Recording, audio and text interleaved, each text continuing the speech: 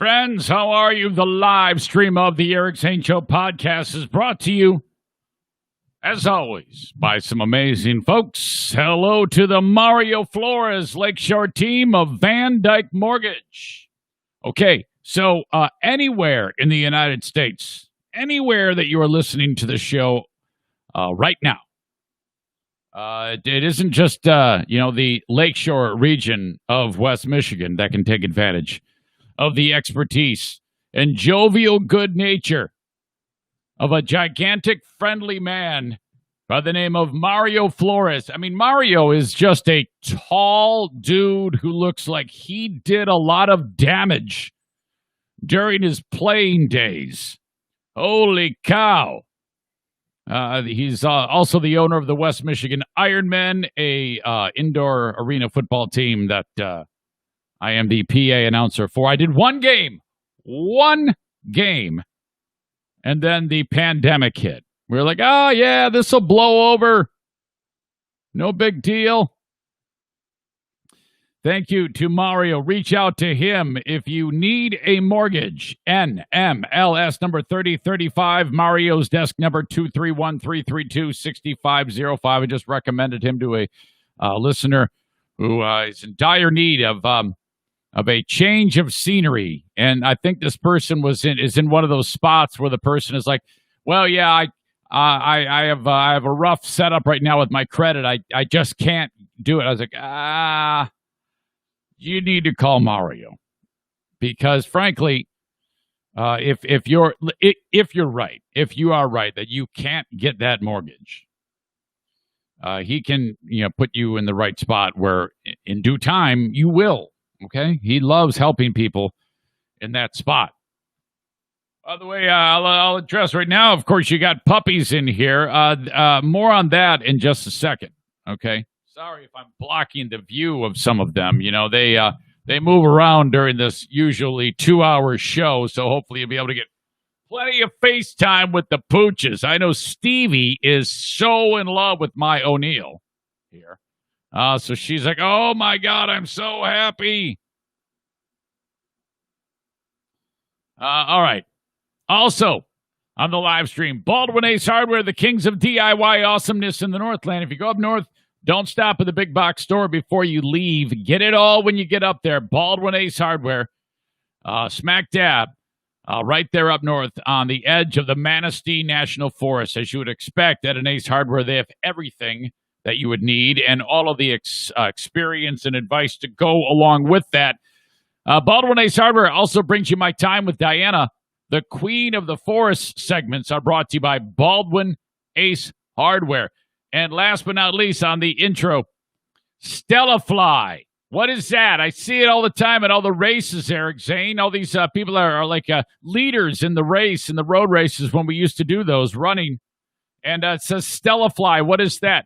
Well, I don't know the genesis of the name, but I do know that Stella Fly, what they do, now pay attention here, if you have a business, small or large, that is not utilizing Facebook, Twitter, and LinkedIn, or if you are using it, you're probably not doing it right. This guy, that's a problem for me. You need to call upon Stella Fly to incorporate their plan into using those social media marketing tools that are at your disposal to the most efficient level.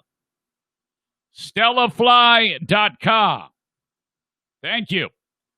It is the 25th of August, 2020. The Eric Zane Show begins. Oh, no. Hold on. I'm going to do that all again. The Eric Zane Show begins now.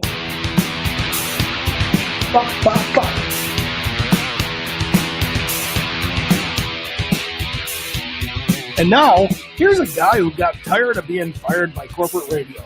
So he took up being fired by Patreon subscribers instead. It's the Eric Zane Show podcast. Thank you, John. Hey, welcome to the Eric Zane Show podcast, a daily podcast where we cover news, nonsense, and my personal adventures each and every day of the week. This is happening now for the 413th time. Wow, I didn't see it coming either, but we'll ride it out as long as we can. The show comes to you from the Fear Bunker, the Metalworks Body Shop Fear Bunker Studio. Each and every day of the week. All right, a ton of material to get to today. Okay, first off, though, the show every day streams live on Facebook, on Twitter, and on YouTube. Facebook.com/Eric Zane fan page, brought to you by Irvine's Auto Repair Grand Rapids Hybrid. Twitter is a Blue Frost IT joint, as you know. Search at Eric Zane Show on Twitter if you want to watch a Periscope video. So that is all there for you. If you want to get it live, we have the show live for you. And then, of course, on YouTube, follow on YouTube, just search Eric Zane Show. Thank you. Please subscribe. Hit the bell notification, which I can't seem to find anywhere. Everybody says, oh, yeah, this is what you do. Like Kevin, he's always like, hey, what's happening? He's always like, hit the bell notification. Where the fuck is the bell? Hey, what's happening? And then thumbs up if you could. Mash the thumbs up button, as they say. Thank you. And then this show, everything that I say, every word is recorded. And then I post it to all of the podcasting platforms. Okay, and if you are subscribing to the audio podcast, and I would really appreciate if you would subscribe on even more than one platform, CastBox, Apple Podcasts, Spotify, if you could, Stitcher, I almost said Skitcher, subscribe if you will, and if they have a function to review the show, please throw 5 stars at the show and give me a review. Maybe just how you feel about it. Be honest. You know, the show, yeah, it's all right. It's so-so. So I would really appreciate the positive reviews. It goes a long way. And if you're in what I do for a living, it means so much to get that little pop of dopamine. Something good happened. Somebody likes me. Hooray. All right. So, as I said, a lot of things to get to today. First off, we've got an audience. I got to experiment more with the placement of where the dogs are so that you can get a full view of these 2 sleeping beauties who were front and center, these 2. As part of my day yesterday, you got O'Neill and Bruce, and the dogs, believe it or not, I sponsor the dogs. Benny is brought to you by A&D Cleaning. He's in the other room, but he hates his life when he's in here. Sorry, Denny. Denny, fake news. And then, of course, O'Neill and Bruce. O'Neill is brought to you by Grand Rapids Hybrid, and Bruce is brought to you by Irvine's Auto Repair. Okay. In fact, I've got sweaters being made for them for when it gets cold. It's still hot as hell. Yesterday was a sick, disgusting day here in West Michigan. I mean, I'm telling you,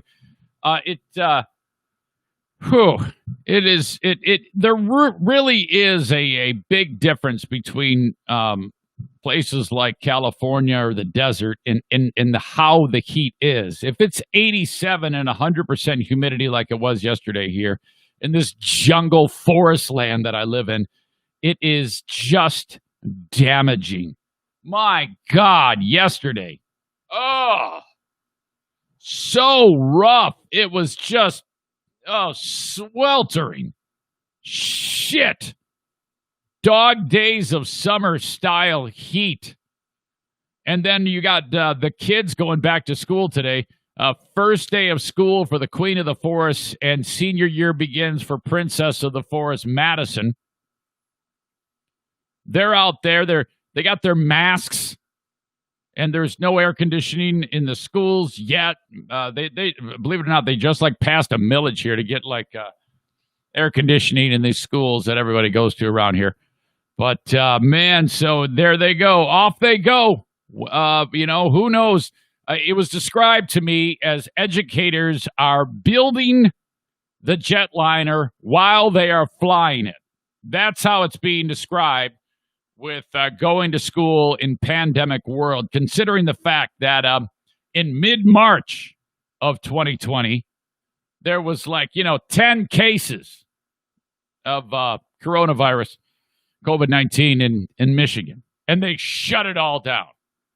And now, it is what it is. It seems to be pretty much consistent each and every day in the amount of cases, somewhere between 400 and 800. Occasionally you'll see a day where it spikes up, whatever. I don't have all the answers. I'm not going to sit here and speculate as to what to do and what they need to do and all that other bullshit. Everybody's so sick of this.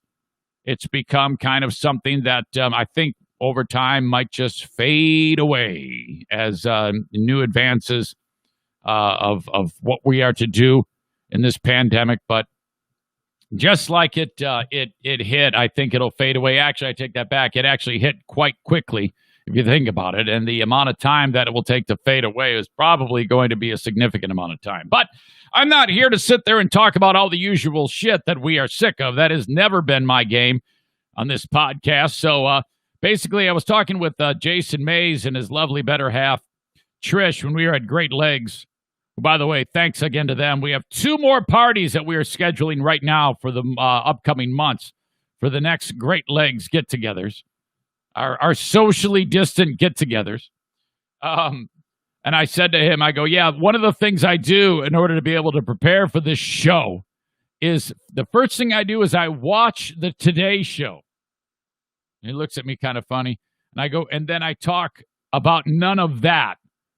Basically, what they talk about is what I don't like to talk about. Now, occasionally it does manifest on the show. There's no doubt about it. But, to sit, I really got a real sense of the fear involved on that show today when everything is terrible. There is just, it's all shit when you turn on that show. It's shit about hurricanes. And then they show like these tiny waves just kind of lapping against the seawall as they're trying to grasp onto something that'll scare the shit out of you. But there's really nothing right now concerning that. There is a second storm coming that, it's gonna do what hurricanes do to communities. So there's that. And then they're blasting you in the face about wildfires. Oh, fuck that. Okay, all right, it's burning. Hopefully they'll put the fire out. There, we're done. We talked about it. The Republican National Convention, just like the Democratic National Convention, I don't have any damn interest in this shit, and nor should you, for God's sake. Wake me up when it's over, man. Okay, I don't want to sit there and because frankly, I'm going to vote for the candidate. I'm going to vote for Trump, but I don't give a shit what any of these fucking morons tell me on TV. It's not like I believe any of these people. I just vote my heart and let it all sort itself out. The day after the election, we should know who won, right? So fuck that. I'm not going to talk about that either. And I sure as hell am not going to park and talk about COVID-19 at this stage of the game. Fuck it. All of those things hit the road. Instead, we've got an amazing new Karen. Okay, and this isn't even a mask-related Karen, though in the video, she's the only one not wearing a mask. She's trying to buy a bottle of shitty wine at, like, Walgreens. This sick bitch, you must see her. I'm going to give you all the details on this maniac. Thank God there is a Reddit thread about these women having, I forget what it is. It's reddit.com/r/meltdown or Karen Meltdown or something like that. Oh, it's just awesome. This one is great. You're gonna actually a part of you is gonna be really sad because you're actually gonna wish death on someone for a period of time, and then hopefully you'll snap back out of it. You know, I mean, you don't want anybody to die, but what an asshole! You will not believe this Karen. Cops say a pastor here in West Michigan is really into kids. Uh-oh. I mean, this is and it's like a human trafficking thing. It's really sinister, and the wife of this dude is being looked at. It's actually been a story that has been going on for quite some time. Police have been taking a look at this dude for years. Okay, and they finally need him to turn himself in. That coming up. Also, more on in the same vein of fallen religious figures. Jerry Falwell Jr. is having a hell of a month. Oh my gosh. This story, geez. How about this? I'm not dead yet. I'm not dead yet. Wasn't that part of a Monty Python bit? Was that Holy Grail or Life of Brian? I'm not dead yet. Bring out your dead. I'm not dead yet. I'll explain all that. This is remarkable. It happened here in Michigan.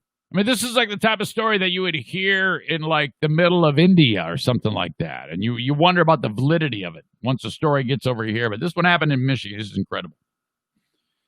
Zaniac Mike Ball, who, of course, has MB Distributing. He is the sponsor of Celestial Excitement and a very, very dear friend, as you all are, of the show and of the family personally. He sends along news stories all the time. And by the way, if you ever see a news story that you like, you must send it to me. Just copy the link and then send it to me, eric@ericzaneshow.com, because if you find it interesting, I might find it interesting, and then we can talk about it on the show, you know? That's how we kind of keep the ball rolling on this podcast. He sent along an old school 100-year-old sports fun fact that I found to be one of the most incredible sports fun facts I've heard in a long, long time. Okay? Also, KFC is changing their marketing because of the virus, all right? And this whole thing is stupid as hell. All of that on the way.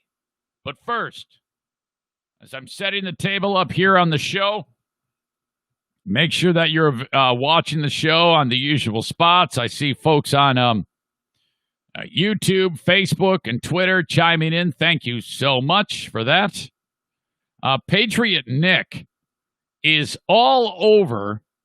He has created a Zoom meeting that, for the usual suspects, some of you are already in on this. If you're a personal pal of Nick's, he wants to do a freaking Zoom meeting, which could mean you have moments like this. I'm recording to the cloud. Drunken. What is happening to Nick? Drunken debauchery. Oh yeah, why ain't Mike here? I'm gonna send him a message. Another message. Yeah, I'm gonna shoot him another message. So Nick wants me to remind you all. Now, I won't actually be able to be there for that. I will be up north. I'm traveling this weekend. So, and that's the thing. If I jump on that, you guys, I would only do it if I do manage to do it, because I do have internet up there. If I do manage to be able to get enough internet power to be able to see the Zoom party that you guys are planning, you've got about 2 minutes of time before I fall asleep, before the ADD takes over, just so you know, if that even happens. So thanks to everybody for checking out the show live. And then listening to the recorded version on whatever platform that you get it on. As I said, first day of school, the ladies are off. I took the nice picture before. It's a senior year. Diana, the parapro, working with these kids. Keep your fingers crossed that everybody stays safe. It'd be just a hell of a thing if suddenly health becomes an issue. We just don't want that. And speaking of health, God, what's that Beastie Boys song? No Sleep Till Brooklyn, which I don't even know what the hell that means. I love the song, but I'm not even sure what the hell they mean by it. Last night was a rough night for your old pal Eric Zane. It was, man, a monster panic / anxiety attack, steeped in nothing but falsehoods and the devil trying to creep his way into my brain and give me all sorts of rampant racing thoughts that should not be happening at bedtime. My God. I don't know how to explain it. I probably got about 4 or 5 hours of sleep. Is there anything worse than laying down and then just laying there? And then your brain's it's just not shutting down. Oh, my God. And then, I don't know what my problem was.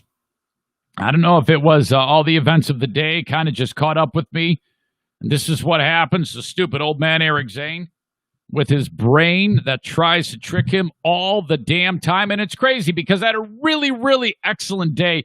I had a couple of moments where I was like, hey, I want to write something on Facebook. I mean, actually write like almost like a blog post type of thing about this is where my brain is and this whole kidney thing. And it's all great. I enjoyed writing it. I enjoyed seeing the comments. I giving my point of view on the whole thing was something that to put it down in writing was something that I wanted to do, to talk about it. So I was like, oh, this is all great, you know. And I honestly have no reason to be filled with anxiety. The fact that after now more than 20 months of doing this podcast and building it from the ground up, it's done. I've already done it. Why on earth would I be sitting there, laying in bed, putting these scenarios through my brain about, oh my God, I'm going to die. This is going to be failure. Not die literally, but the show is going to wind up flat on its face. I'm going to be destitute, and all these things are going to happen. This was a absurdly pronounced, visceral panic attack. And so, oh my God, I don't know. It's hard to put into words, but none of it steeped in logic. Considering, where we've come and the support for the show and just the good things that are happening every time I turn around, based solely on support from you and hard work. I work very, very hard. There's no reason why anything that I'm trying to do won't happen, as long as I don't sit there with my thumb up my ass and do nothing. And that's never been the case. I've always enjoyed doing the work to build the podcast. Never a complaint at all. So why, after another solid day of doing all the right things and not resting, not sitting back and just doing nothing, that would never ever cross my mind. Why, out of the blue, would my brain try to convince me that failure is imminent? You're about to lose everything. Everything you've worked for is about to just dry up and you're going to wither away. Hell, even if for some weirdo thing, this whole thing dried up, all the sponsors left, all the listeners left, I'm a fucking human being. I can go out and do whatever. I can work hard, and I'll never not be able to work unless I'm like, really, really old. So I don't, and that's completely irrational to think, but I had these horrible irrational thoughts all damn night last night, and man, was it a bitch. Holy shit, I lay down at 10 p.m., and Diana's already sound asleep, getting the rest she needs for this crazy-ass school day where it's going to be 100 degrees inside of the school. And I'm just like laying there, and then I can feel it coming on. I'm like, oh no, here it comes. And then I like wake her up once. I don't know, I just need somebody to talk to. And she's like, she talks to me, but it's not helping. And this went on and on and on and on. So, and then I don't have a exact reason why it's happening. Part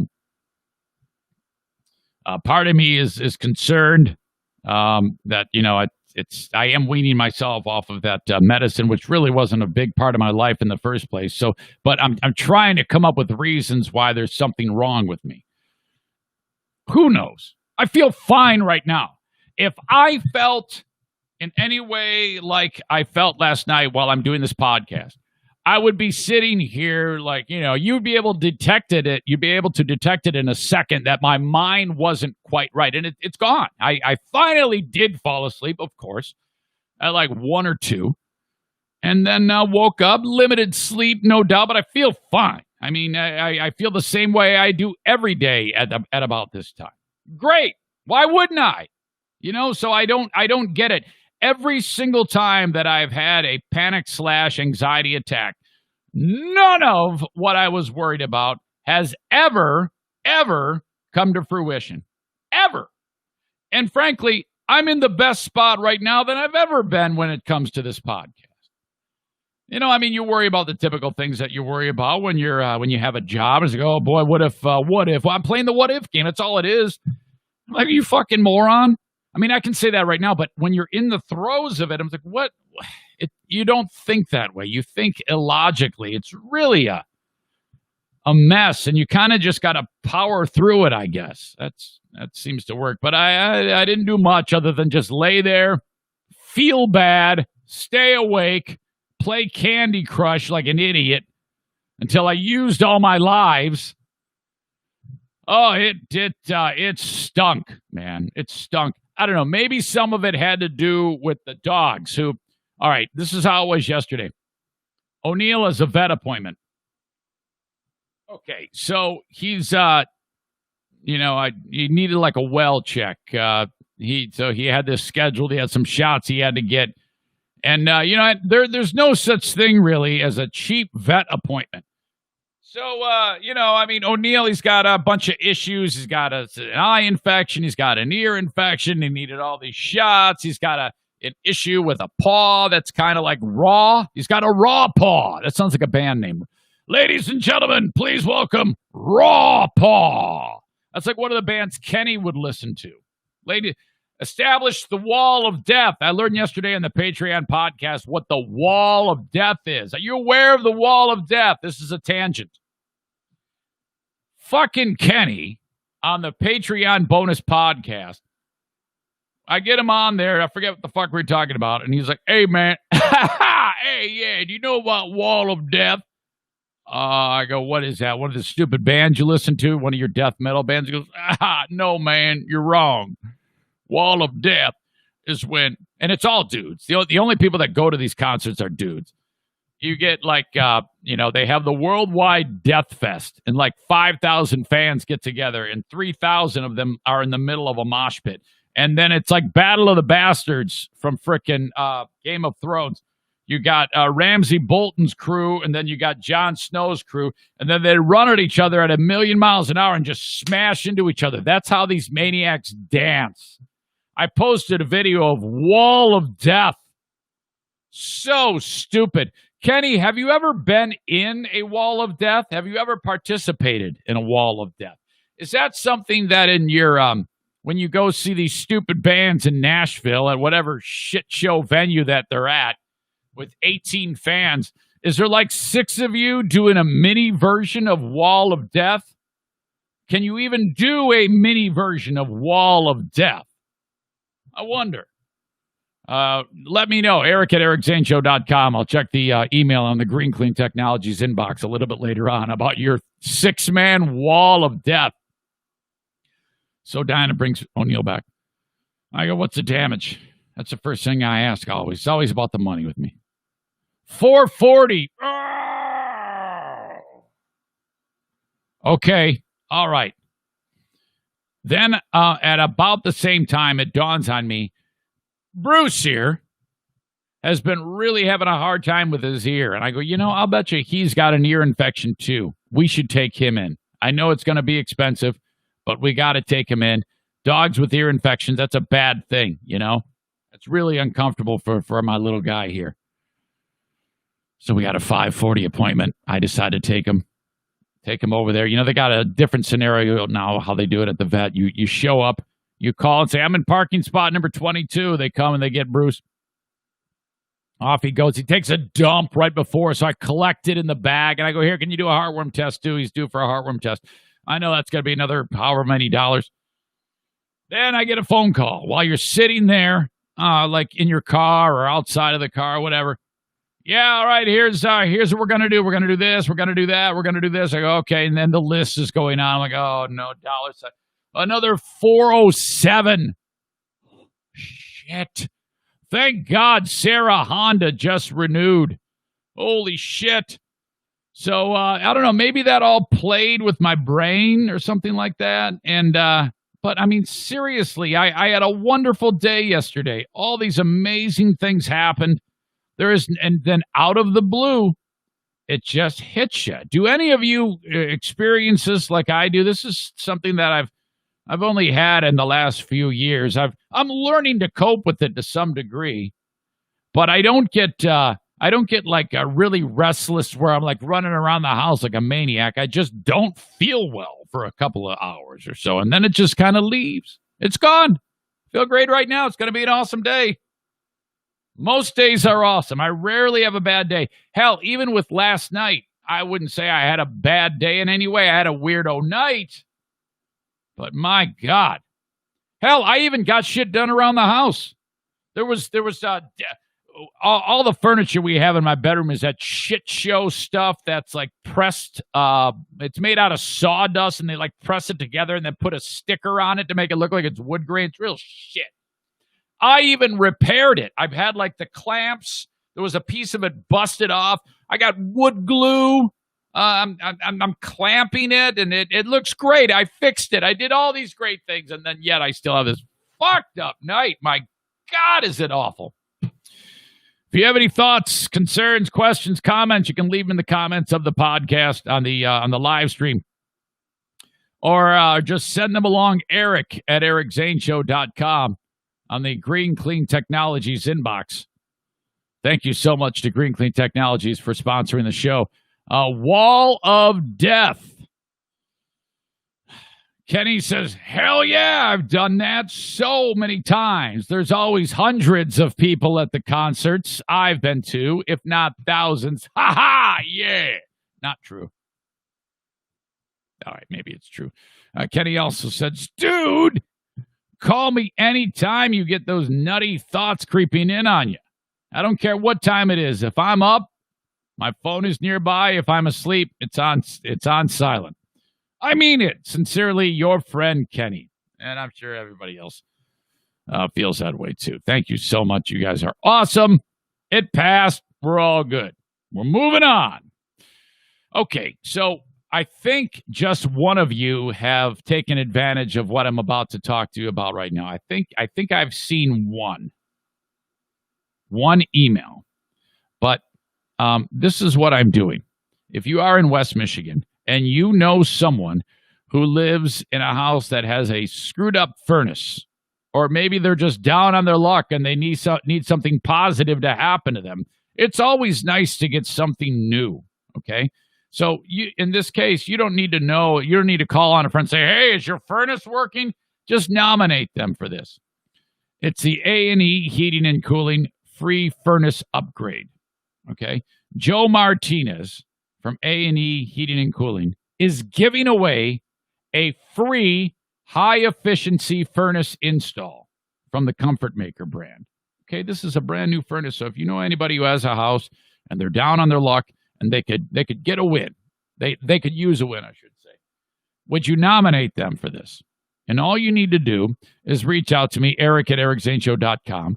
Subject line, Joe Martinez, A&E Heating and Cooling in the subject line. It must say that. Joe Martinez, A&E Heating and Cooling. A&E Heating and Cooling.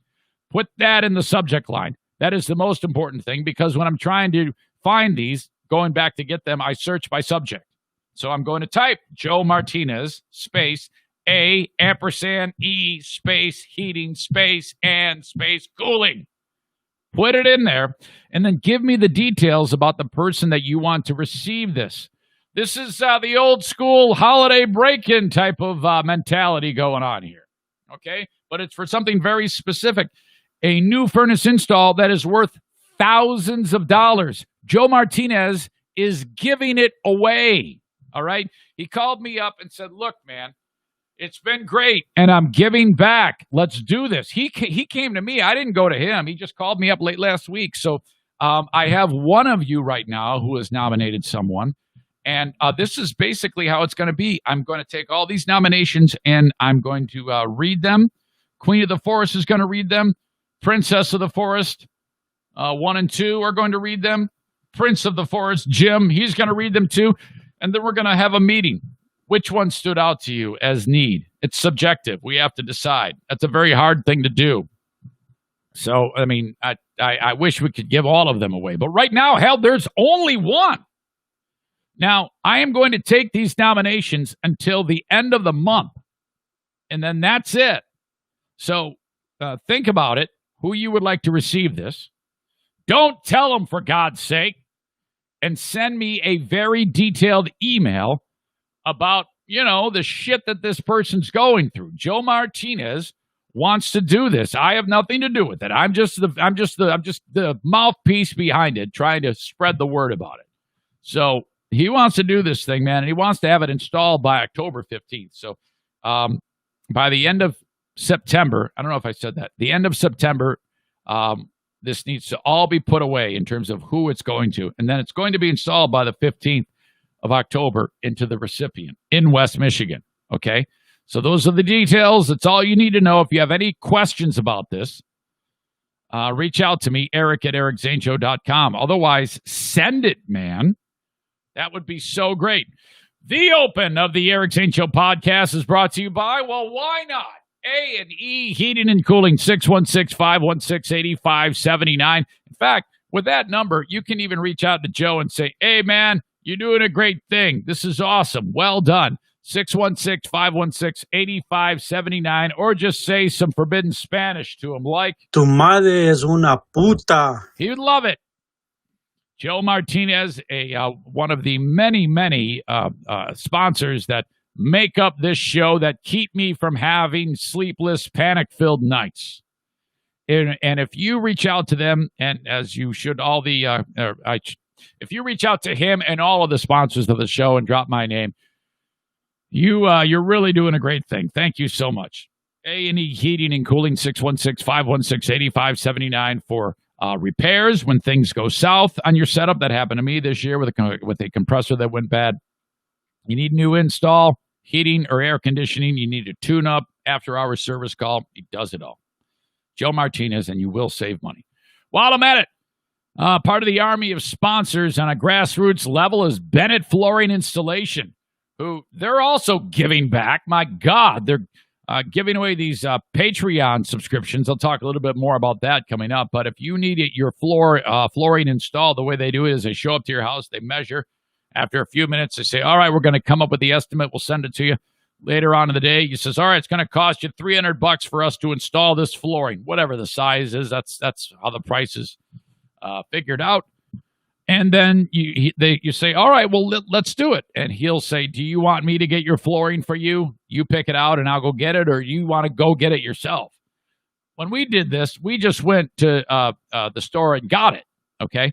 And then I left it in the room and he installed it. That was it. It was done.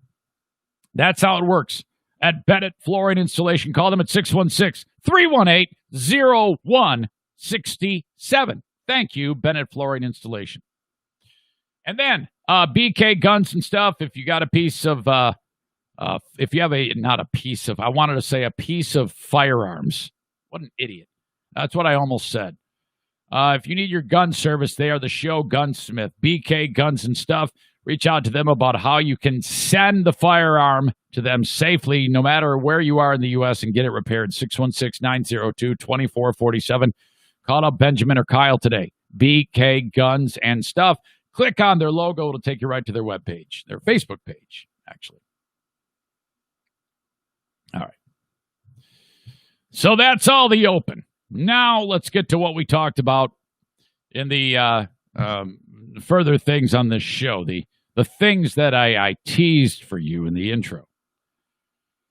This Karen, my God, I don't know where it takes place. I'm sure we'll find out later on, but it seems like the Karens these days, there's so many of them that less and less people are responding to, like, try to cancel them. Some of them, I would love them to be canceled, because I feel like a pound of flesh is necessary for these moments. But maybe not. I mean, it's just somebody being miserable who will eventually get theirs. I believe that. These people that act like shit in public, they're really going to get theirs, man. And I'm just mortified to think that this is actually the way some people act. And this one, it doesn't appear to be premeditated by anything. It's just a lady who's in a shitty mood. So she's at a Walgreens. She has one thing in her cart, a bottle of wine. Now, the video picks up almost like from the very beginning of the interaction between this fat bitch and the cashier.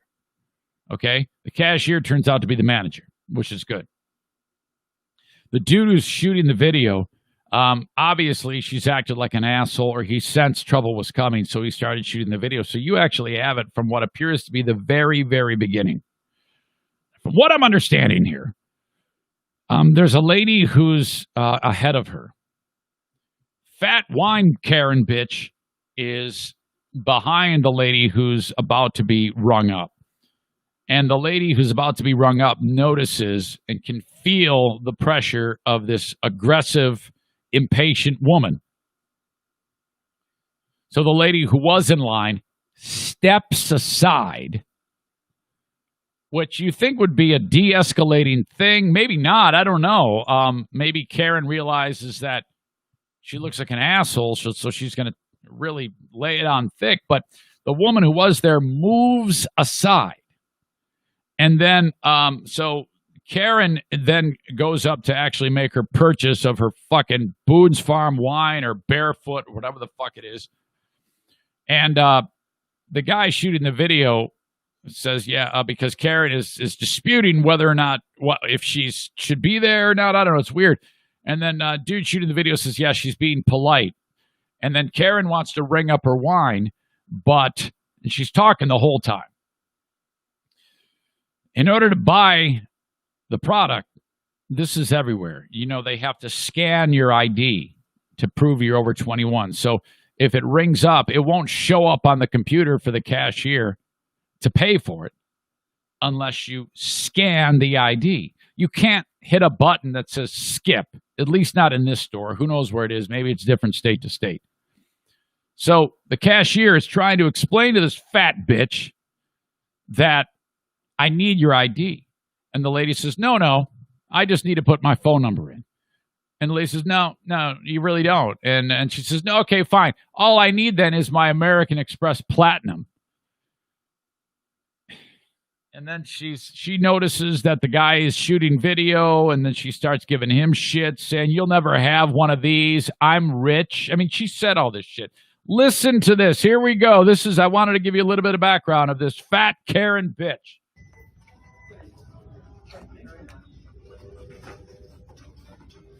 I may jump in if it's hard to hear.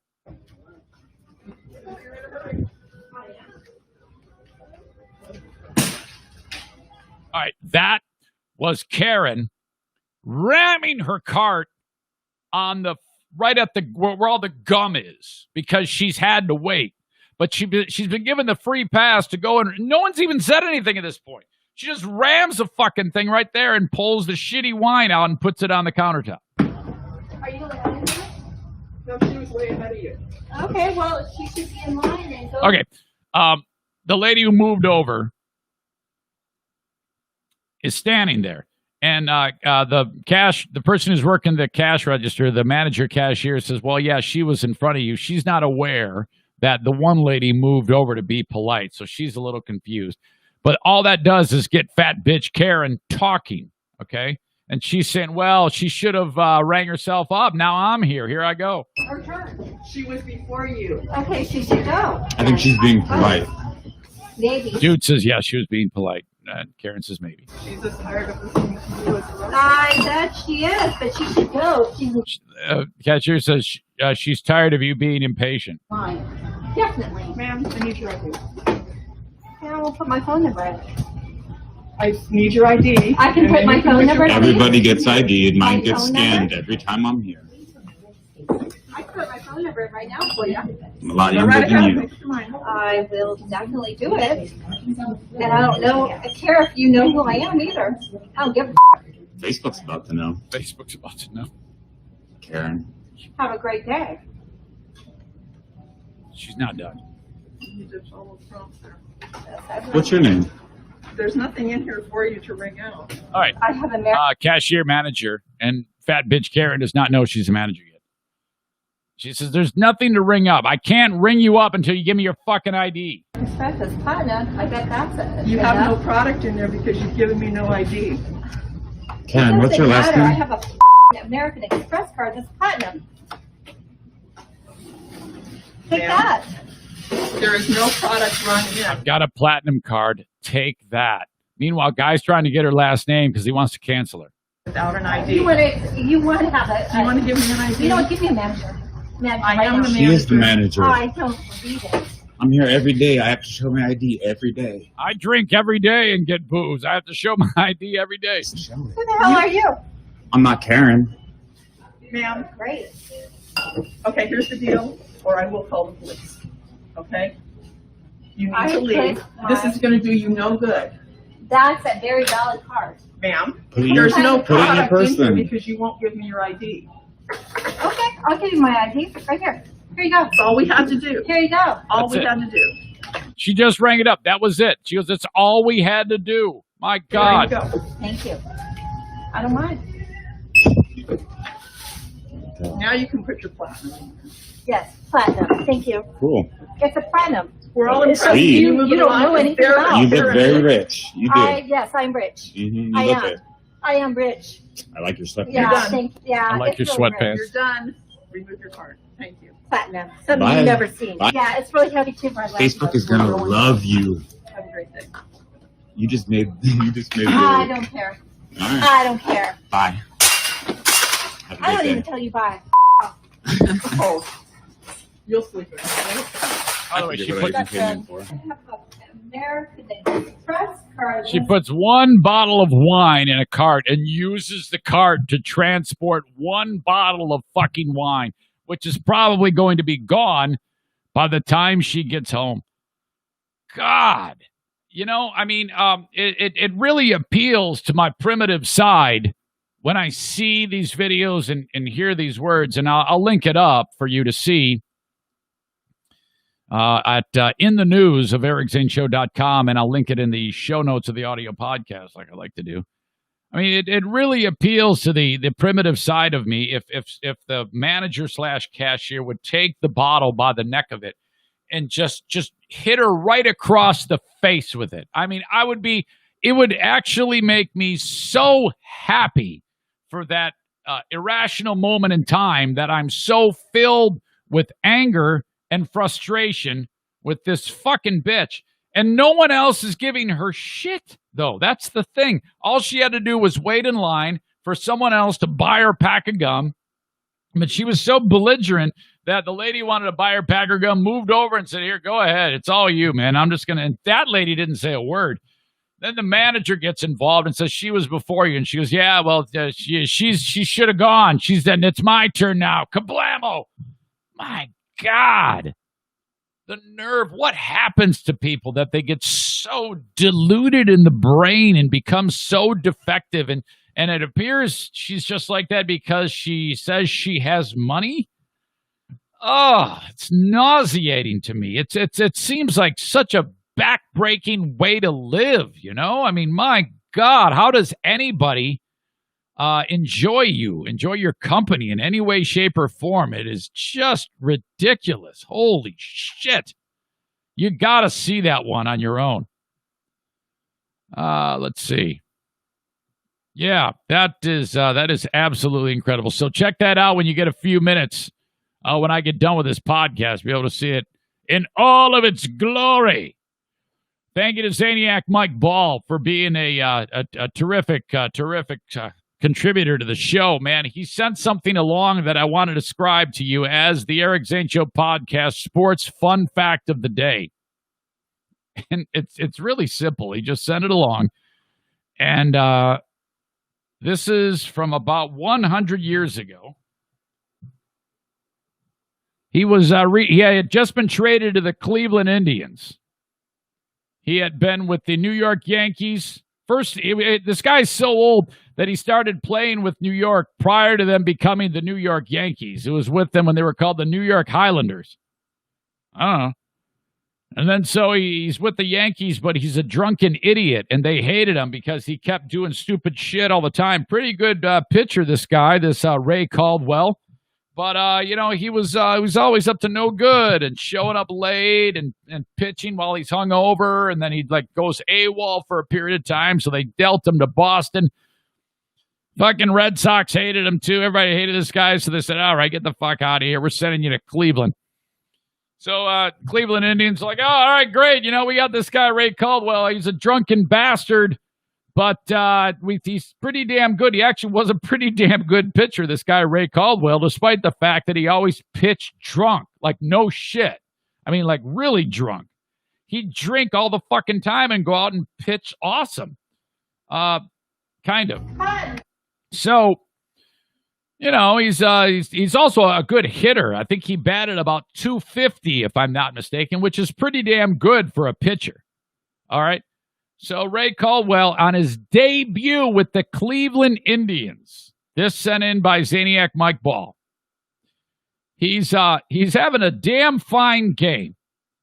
And then in the ninth inning, all he has to do is get 1 out.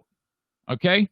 He's pitched 8 2/3. He needs the final out of the game. It's kind of a hot day in Cleveland, and there's like storms rolling in off Lake Erie. So everybody is like, oh shit. The fans like, we got to get out of here. There's a storm rolling in, but we want to see this new guy Caldwell pitch drunk and pitch a complete game and get a win. Ah, fuck. Here comes the rain, and then kablamo! Not making it up. It starts thundering and lightning. Ray Caldwell on the mound gets struck by lightning. What?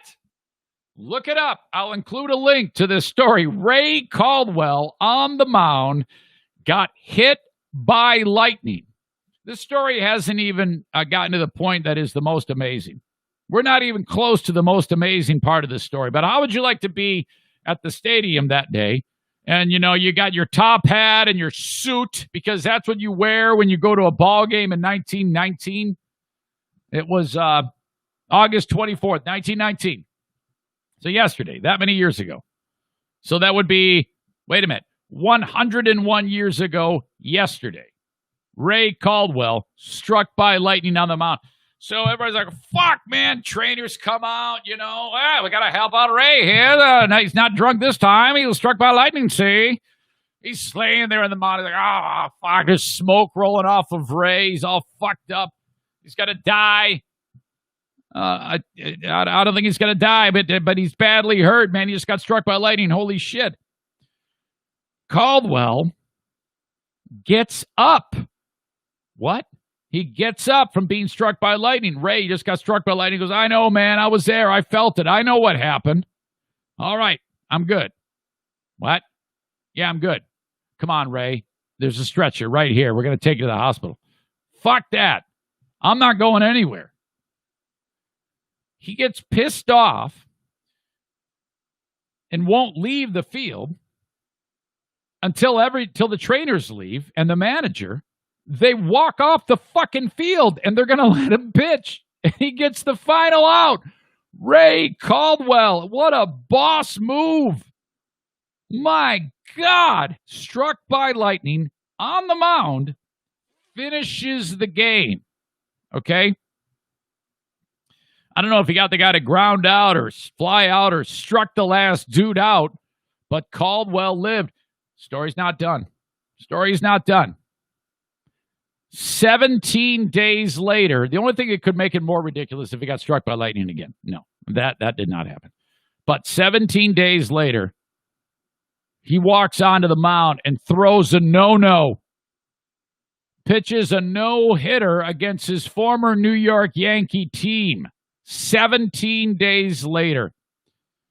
And then in 1920 for the Cleveland Indians, he won 20 games for them. Ray Caldwell, in my opinion, they should change the name of the Cy Young Award to the Ray Caldwell Award because this drunken bastard gets struck by lightning and still gets a final out of the game. How's he not dead? I mean, basically, if you get struck by lightning and then after you get struck by lightning, you have the ability to eat food. That's a big accomplishment. True story. We have a family friend of ours who has been struck by lightning 3 times, lives in West Michigan, very dear friend of ours. It's happened to him 3 times. And I think there's a theory about that. And that just seems insane that if you get struck by lightning, for future storms, the lightning knows where you are? Is that's a myth, I think, but it's been talked about. And if you're the guy who I'm talking about, you're damn right. He feels that way, that the lightning seeks him out. I should actually bring him on. I haven't talked to him in the longest time. To actually have him tell the story about being struck by lightning 3 times.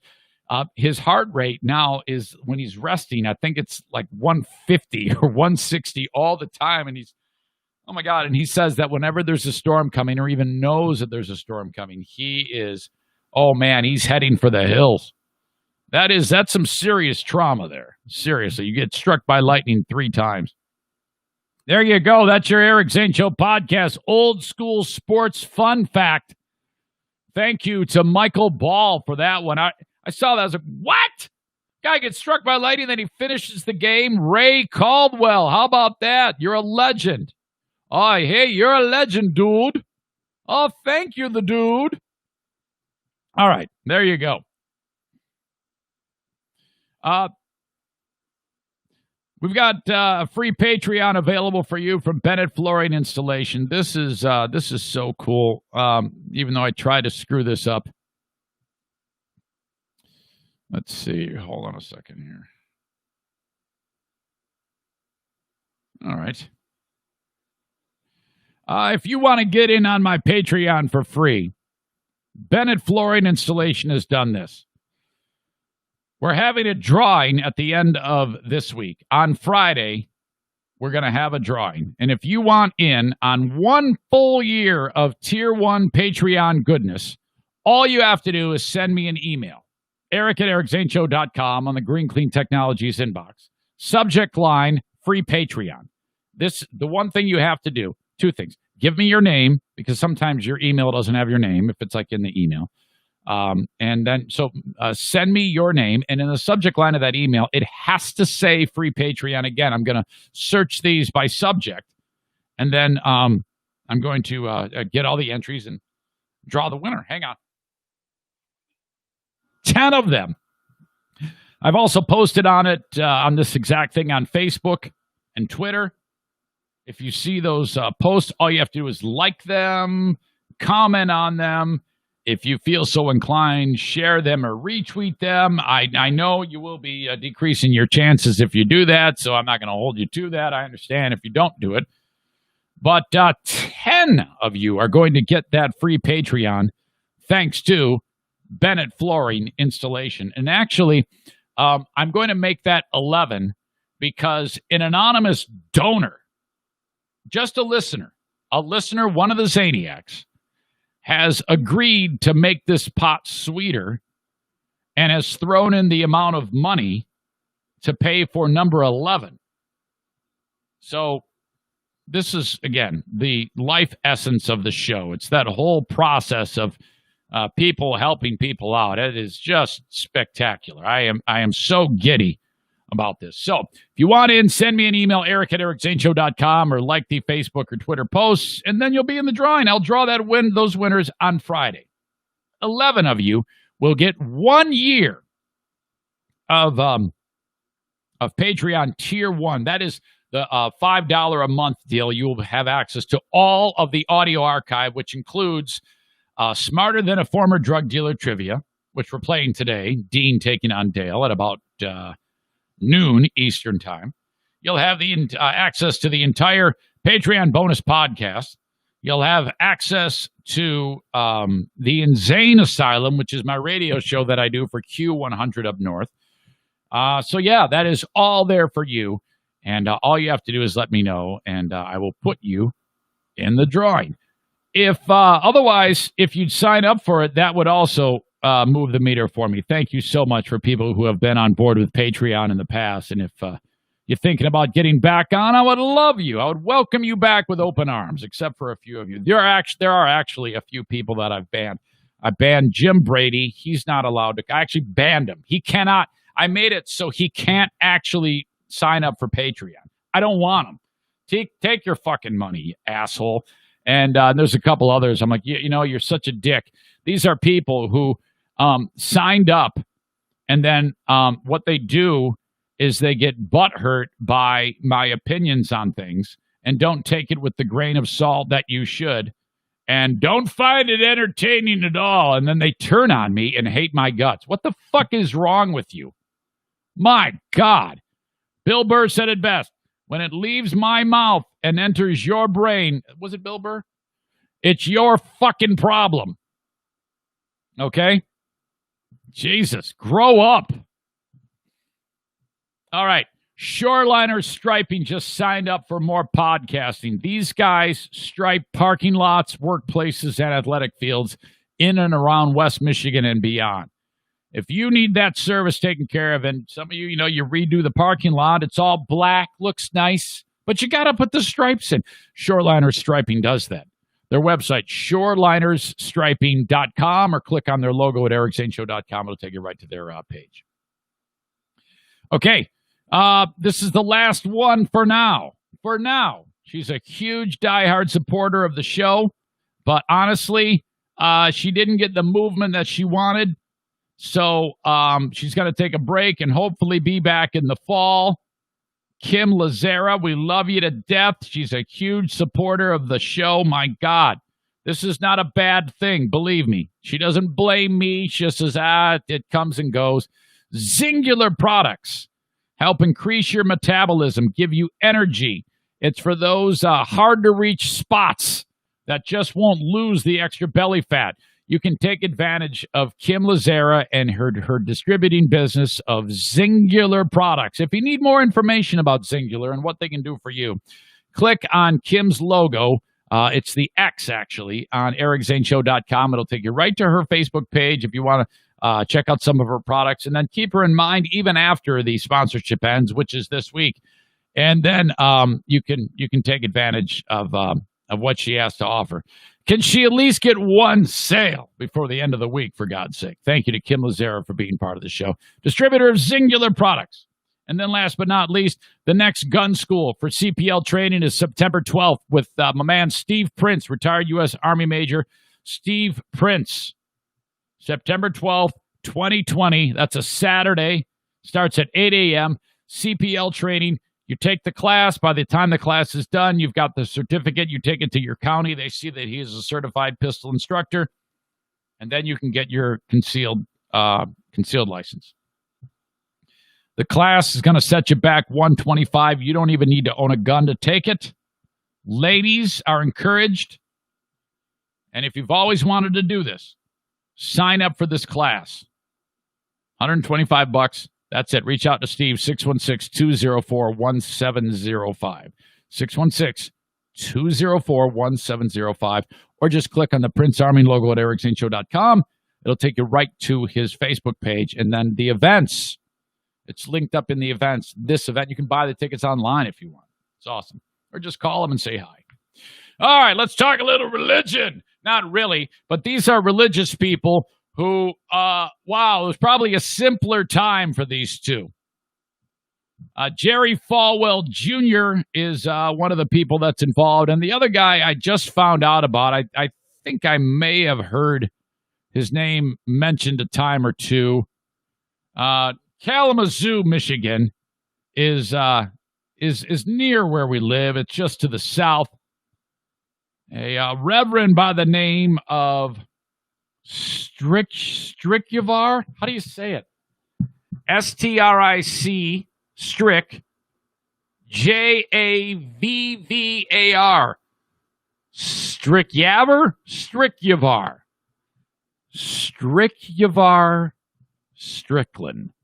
The Reverend Strickyavar Strickland. Cops have had their eye on this guy for years. And it's taken them this long to come up with the evidence needed, they say, to arrest this guy, to put out a warrant for his arrest. They say he's a human trafficker. They say that him and his wife traffic kids and have sex with them. Oh, my God. This guy is, oh boy, this is messy. In fact, I'm just going to play you the local news account of it. Channel 8 sent their local Kalamazoo guy out to do a report. His mic's a little wonky here. It's not my fault. A well-known Kalamazoo pastor is facing several sex abuse charges tonight.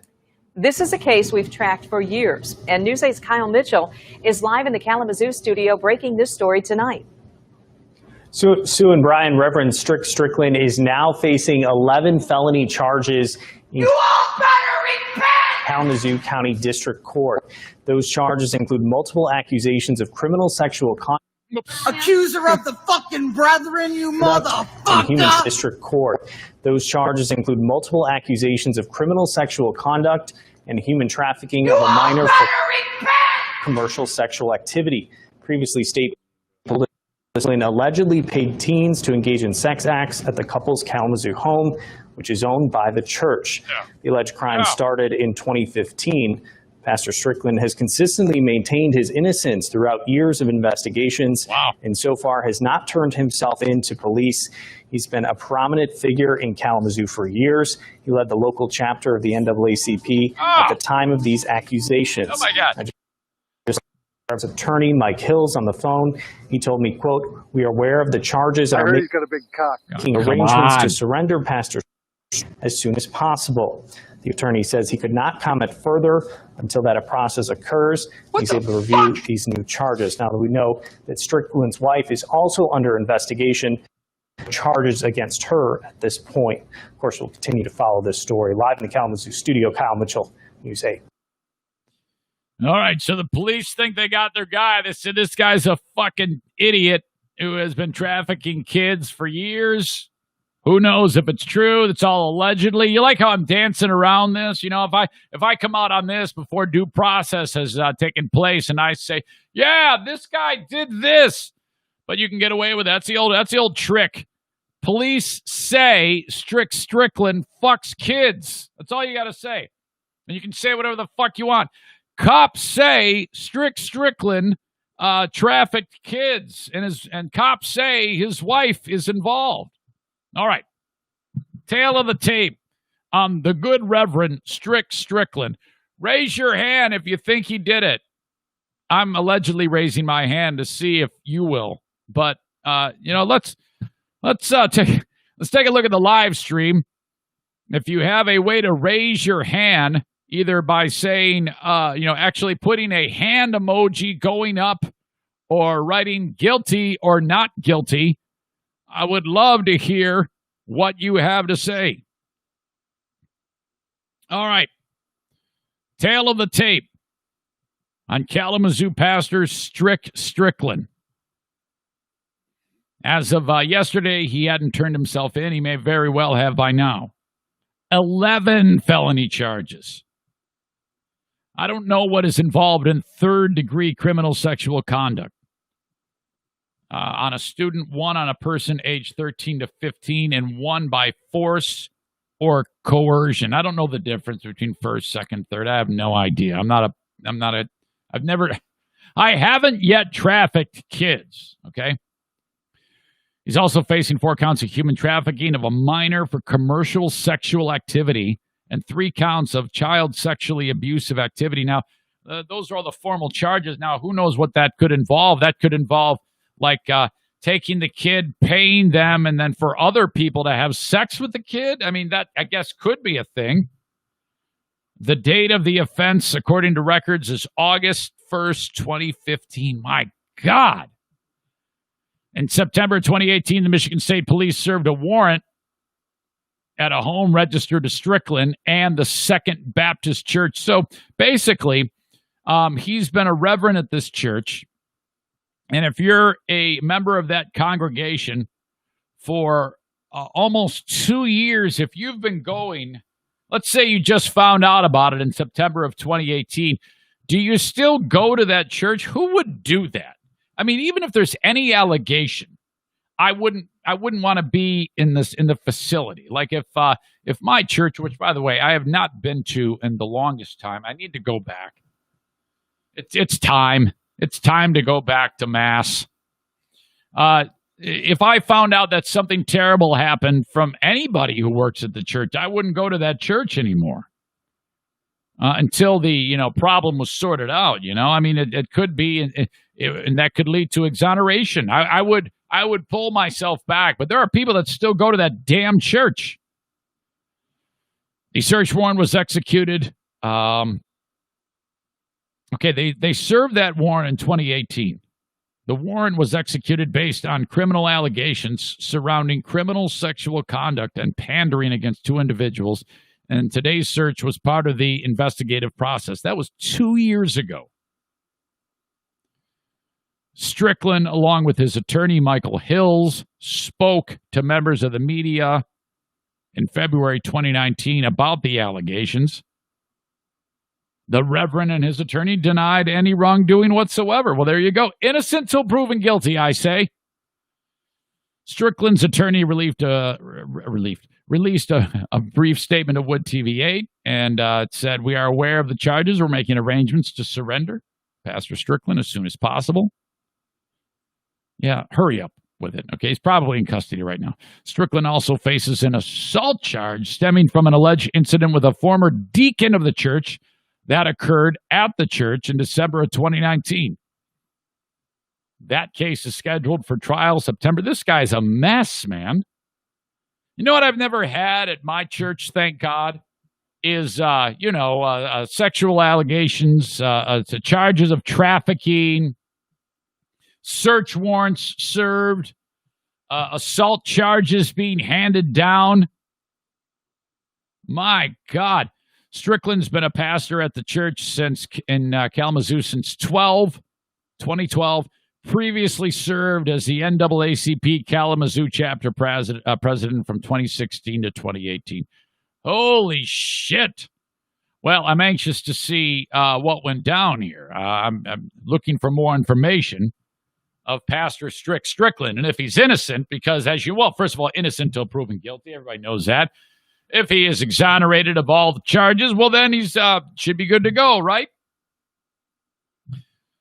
Email eric@ericzaneshow.com if you have any thoughts on any of the stories that I talk about on the show. All right. Meanwhile, more about pastors and weird things happening. Boy, this one, I didn't really even know. I hadn't really even heard of Jerry Falwell Jr. I mean, I know the name Jerry Falwell. His dad was always in deep shit. I forget what was involved in the problems that his dad had. I'm pretty sure it was involving sex. The apple hasn't fallen far from the tree, though, in my opinion. This has starting to get out of hand, kind of.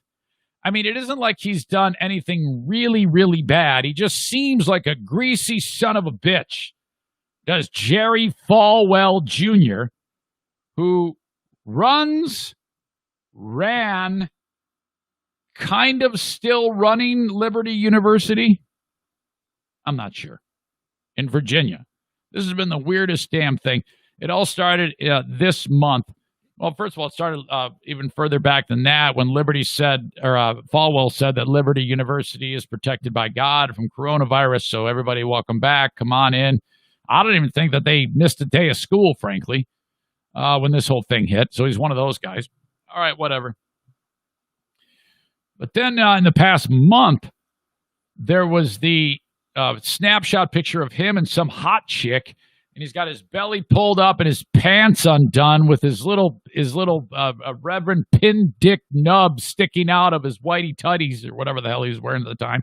And he's got that fat Eric gut. He's got that 50-year-old Eric man gut sticking out, and it's gross. And so it was just way weird. And he's on a yacht. And I'm like, why are pastors on yachts? Pastors don't need to be on yachts. It should be a thing that if you run a synagogue, mosque, church of any denomination, you shouldn't be able to make any money. You should not be wealthy. I believe that. There is no way in hell because you should have to take an oath of poverty. That is more money for your church and all of the charities that you help out. There should be no such thing as a rich pastor in my opinion. And the reason why is because you're making money through the name of God. If you're so religious and so into helping people, you must be poor, okay? That money should go to the less fortunate. You should have enough to survive modestly. That is it. Anything beyond a small house that can provide for you and a modest car and food for your shelves. And there should be no such thing as wealthy pastors. Any person who makes money in the name of religion is a fucking thief. I've said this about the Catholics too. It bothers me to no end that the Vatican is a building fucking made of gold. That is bullshit. In my opinion, they should wipe out everything involved with that, all the wealth involved, and give it to the poor, for God's sake. You don't need a gigantic palace structure to be in, for God's sake. Come on. I stand by that on all religion. So this piece of shit, this thief, Jerry Falwell Jr., is on his yacht with this hot chick doing his thing.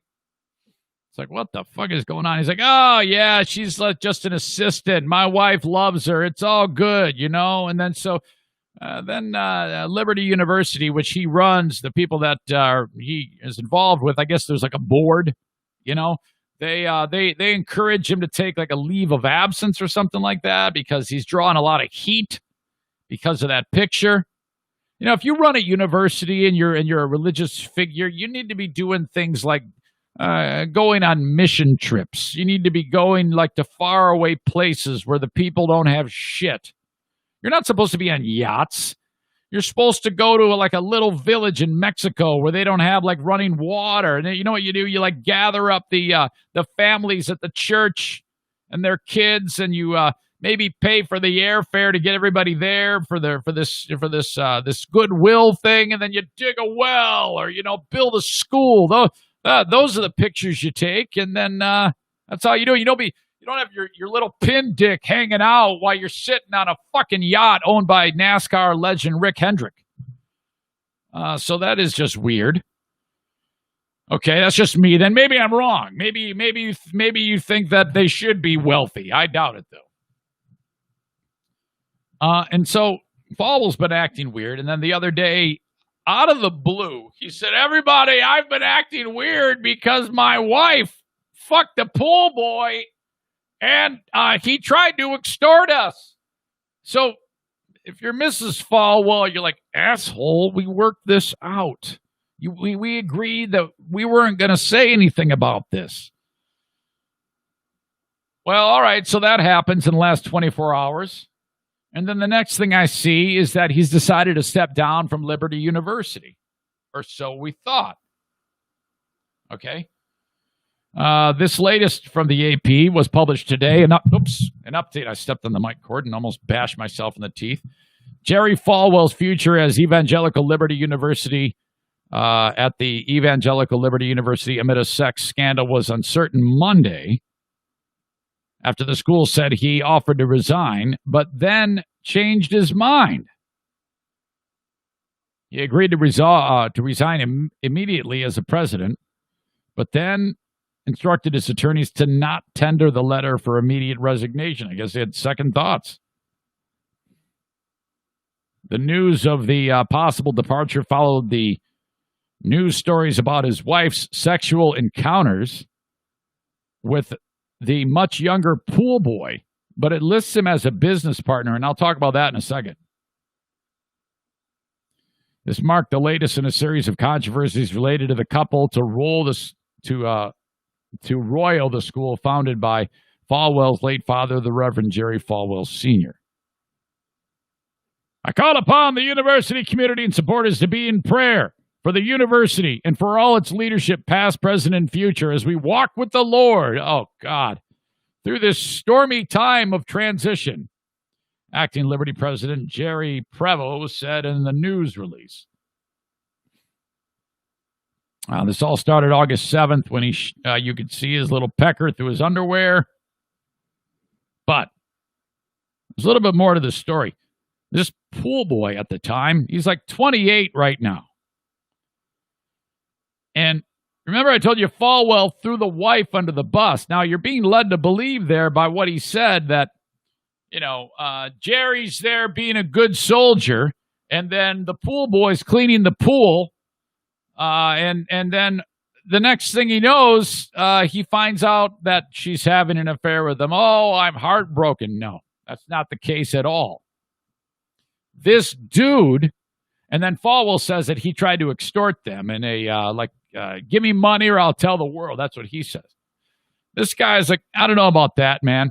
His name is Giancarlo Granda. He says his sexual relationship with the Falwells, plural, more than one, began when he was 20. He would have sex with Becky Falwell while Jerry watched. What do they call that? A buckle? Isn't that what you call it? A guy who does that, a buckle?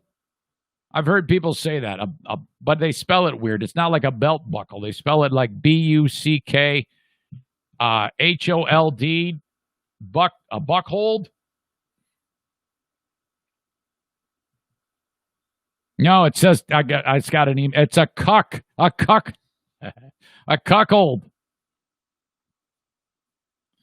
All right. Kenny, I'll get to your email in a second. All right, hold on a second. I'm not now. All this shit's coming at me. I don't know where to continue on the story. I just got some really good news from Kenny. Thank you.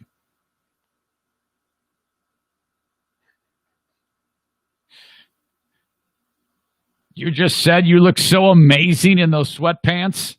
You look so amazing in those sweatpants. All right, so this guy says, no, dude, I wasn't having an affair with her. Jerry would say, hey, man, slam my wife. Oh, my God. In a claim likely to intensify the controversy surrounding one of the most influential, I'm having a hard time reading today and saying words, influential figures in the American Christian conservative movement. Let me just pause right there. The American Christian conservative movement. You know what would be a good thing? And I'm voting Republican. I have for almost all of my life. There's one time I haven't voted Republican. And I consider myself conservative. And I am a Christian. I'm a Catholic Christian, but I'm a Christian. When I see American Christian conservative movement, why do I sometimes cringe at that? You know why? It's because of moments like this. Because of the poor behavior that I see time and time again. Hell, the previous story was the Baptist guy that cops say has sex with kids in Kalamazoo. My God, this all boils down to my God and his son Jesus, again, up in heaven going, holy shit, you guys are doing this all wrong. You're rich as hell, and you're not doing it the way I told you to do it. Remember when my son Jesus walked through and flipped the tables on the money changers, you butt fucks?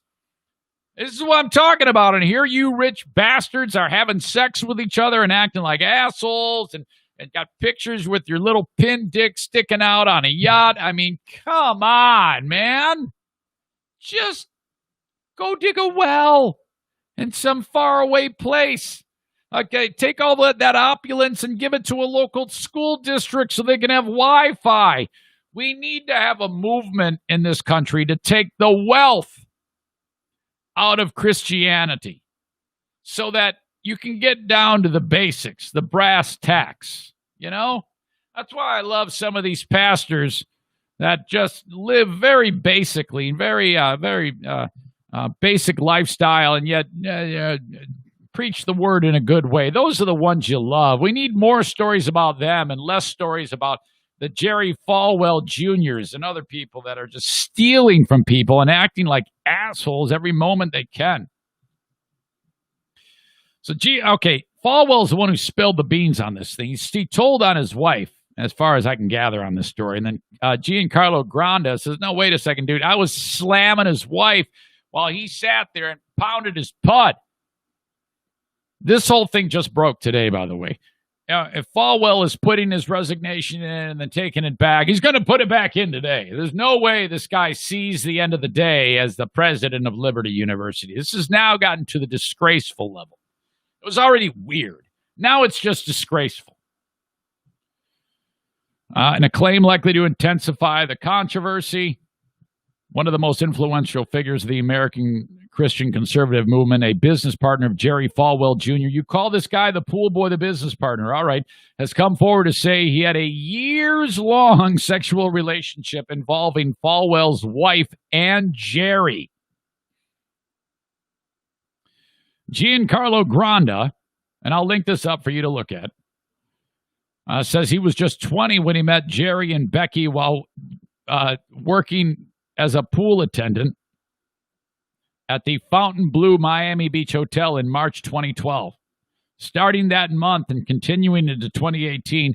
By the way, that whole lifestyle, I can't imagine someone saying, yeah, will you have sex with my wife while I watch? Oh, my God.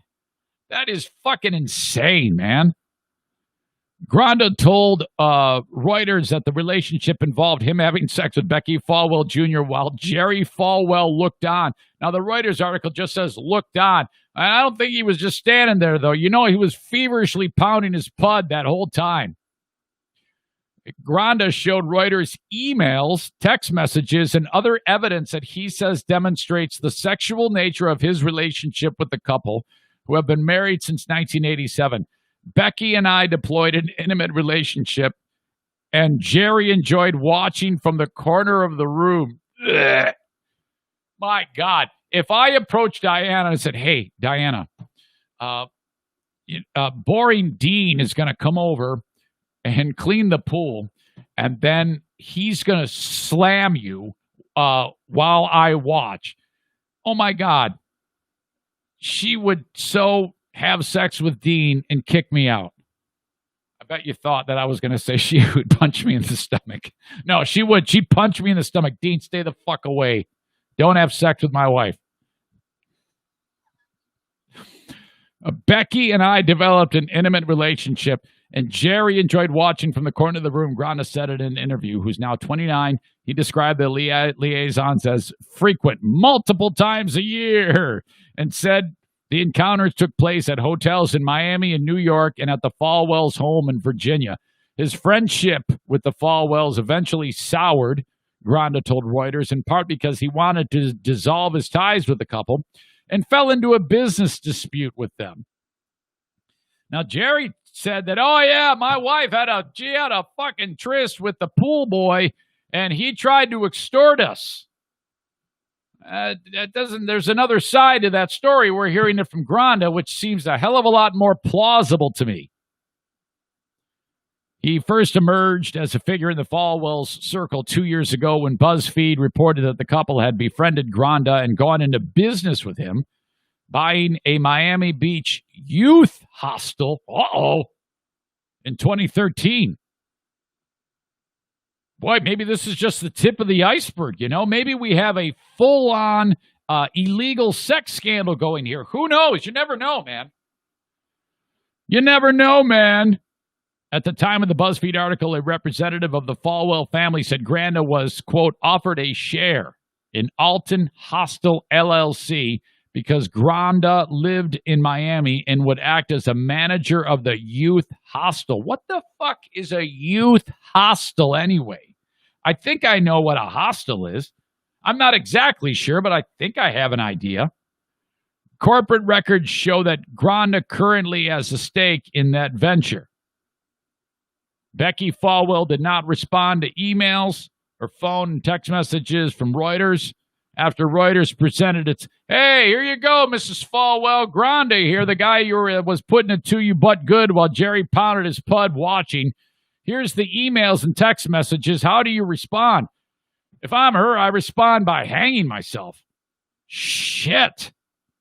After Reuters presented its initial reporting to the Falwells, a lawyer for Jerry Falwell, I would love to be the reporter that had to presented that stuff to them. How do you respond? Oh, my God. Oh, my God. The lawyer said the evangelical leader categorically denies everything you indicated that you intend to publish about him. All right. Well, see you in court. On Sunday night, however, as Reuters was preparing to publish this article, Jerry Falwell, apparently that's how, okay, now it makes sense. Before the article was published, Falwell, I guess, tried to get out in front of it. Remember, I talked about it. Yeah, his wife had sex with the pool boy, but there wasn't the information about him beating his meat while watching those two have sex. He's trying to get out in front of it. That's what's happening there. He issued a statement to I talked about it, the Washington Examiner. And we talked about this actually yesterday on the Patreon. If you're like, why? I didn't hear you talk about it. It was on the Patreon. That led to the Washington Examiner story in which he said that his wife had an affair with Granda and that Granda had been trying to extort money from the couple over the matter. Granda says, nope. He was seeking to negotiate a buyout from a business arrangement he says he had with the couple. I believe him, and I don't believe them. Falwell's statement Sunday to the Examiner, which is a real kooky publication. The Washington Examiner is as weird as the Washington Post is on the left. The Examiner is weirder on the right, okay? It said nothing about Granda's account, alleging that the evangelical leader had his own role in the affair, and Falwell did not address questions from Reuters about it. Several hours after the Reuters article appeared, the Washington Post and other U.S. media reported that Falwell had stepped down. This was yesterday, as Liberty University. But later on last night, Falwell disputed those accounts. I have not resigned, he told Politico. Well, I will be on indefinite leave. Oh, my God. Man, it's so simple, really. You know, I mean, again, it doesn't surprise me. You get these wolves in sheep's clothing, religious leaders who are very wealthy, and they use the good word to steal money from people to further their lavish lifestyle. They feel that they are infallible. They can do whatever they want, and they have no recourse, and then they get reckless, and then things like this happen, and then it all unravels. It all unravels, and usually sex and money is what happens as to how all the weirdness takes place, but it's just sickening. I don't care what the religious background is. Whenever you hear about this, it's just awful. I have no idea of what is really true and what really isn't, but these are some very, very serious allegations. And again, it could be so simple. You could just not be incredibly wealthy as an evangelical leader. That's a term that will not be used anymore, I hope, on Jerry Falwell Jr. And that goes for all of these people that make huge sums of money tapping into people's pocketbooks who really can't afford it, frankly. What a sick, sick thing. My God. Kenny reaches out and he says this, completely unrelated. Hey, Zane, I heard you hear me talking about how I've got 11 Patreon memberships to give away out of the goodness of, first of all, Bennett Flooring Installation stepped up and agreed to, they just offered, hey, I'm going to sign up 10 people for a 1-year Tier 1 membership. I'm like, okay. And then I had a Zaniac anonymously say, hey, I want in too. I'm going to buy one too for somebody. All right, great. Sounds good. Here's another one. I've got $120 for you for a bonus Patreon podcast to give away as well. Tier 2 for Patreon. Do with it what you will. From Kenny. So I'll work out the details with you, buddy, off the air, how that works. But yeah, we can definitely do that. Okay, so that means now 12 names will be drawn. 11 Tier 1 memberships, and then the Kenny membership will be drawn for a Tier 2. So Bennett, everybody's jumping on board with this. See what you've started? This is absolutely fantastic.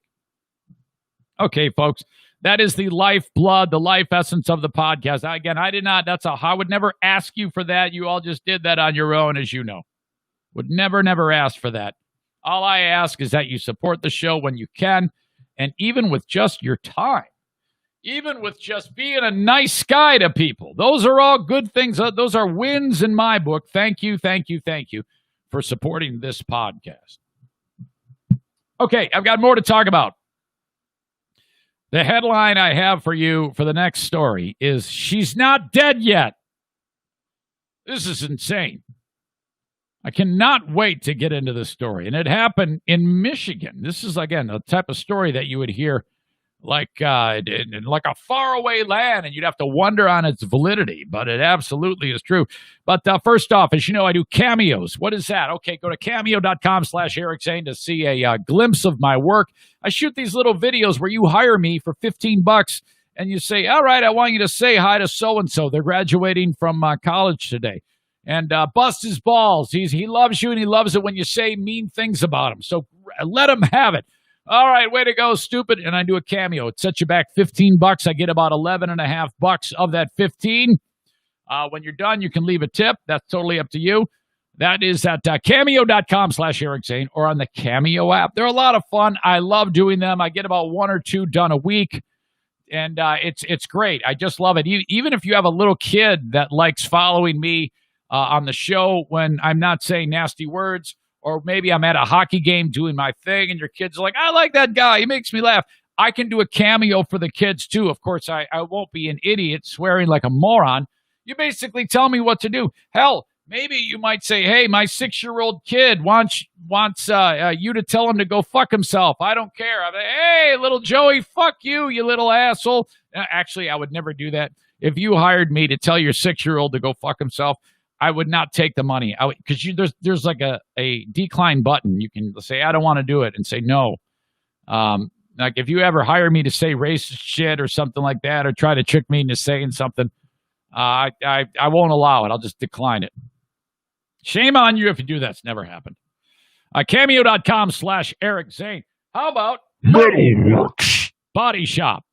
The Metalworks Body Shop Fear Bunker Studios, where we do this Metalworks Body Shop. They specialize in campers, travel trailers, RVs. When those get cracked up, man, you got this big lumbering thing going down the road, your fifth wheel.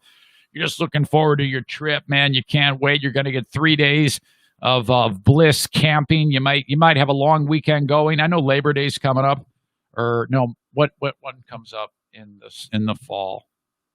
Labor Day or Memorial Day? Labor Day comes up in the fall.